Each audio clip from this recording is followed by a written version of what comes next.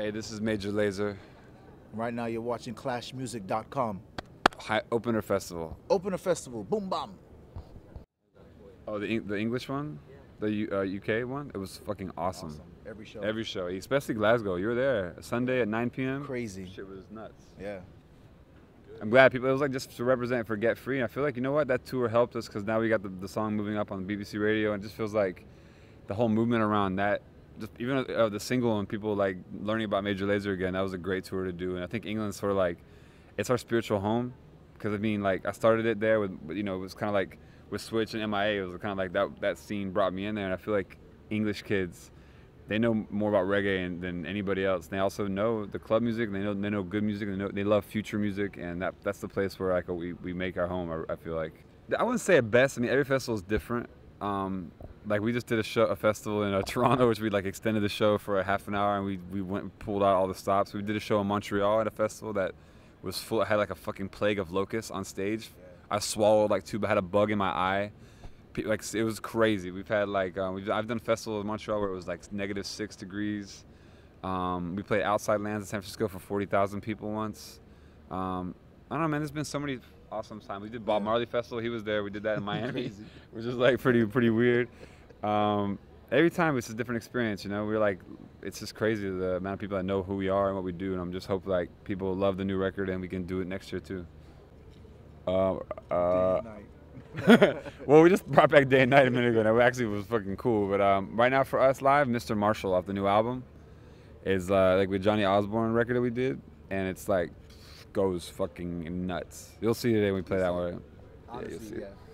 For sure, Mr. Marshall. Mr. Marshall's the #1 record, and Get Free comes in. We play our Andy C mix of that record, and that goes pretty hard too. Actually, I want to say like when we hit Mr. Marshall, you'll feel the energy like almost peak at a point. Like I believe it's unbeatable right now. Yeah, that's the record. That energy of that record is unbeatable. I'm just not that good by myself, I guess. I always want to work with other people.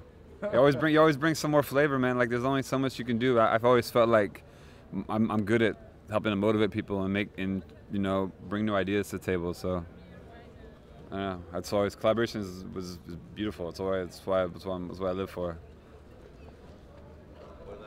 Same thing. Honestly, it's just more fun. Especially when you've been doing it for so long and you're able to collaborate with somebody, it makes it just fun. You know, it's just like, you know, kind of like anything else. I feel like Walshy's worked with almost every major dancehall artist there is alive and some dead, and he's like, he's a key piece of like his crew. Black China is a key piece of pushing dancehall in different directions. You know, where you wouldn't expect it to go, and I feel like he's. Even before his whole crew influenced me to do Major Lazer. I feel like going out to Jamaica and those guys, Super Dupes is like wow with the dub plates. Like he was telling me he was spending like 100 grand a year on just buying dub plates from people. Back when you could do that, you know, make money touring and shit like that. But that's just making things happen. There's no industry for that. You know, he's not putting together albums. What those guys do is creates the industry that is dancehall reggae and creates what we have today. And it makes it possible for me to do this project with him. So it's really for the fans. And to be honest with you, when you realize like the love that you get, like when you go to UK and you see that the love you get, it just generates an energy to keep doing it. You know what I'm saying?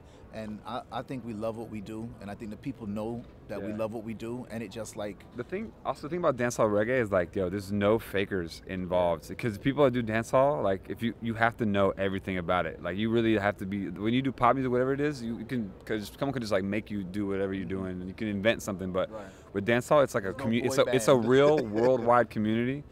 And we're definitely outsiders to that, but we're trying to bring reggae to more people than it was. You know, we have camaraderie with huge people, like huge stars, like you know, we've done a lot of work with Cartel. David Rodigan's a huge champion of our sound, and you know, Busy Signal. You know, Free Busy Signal.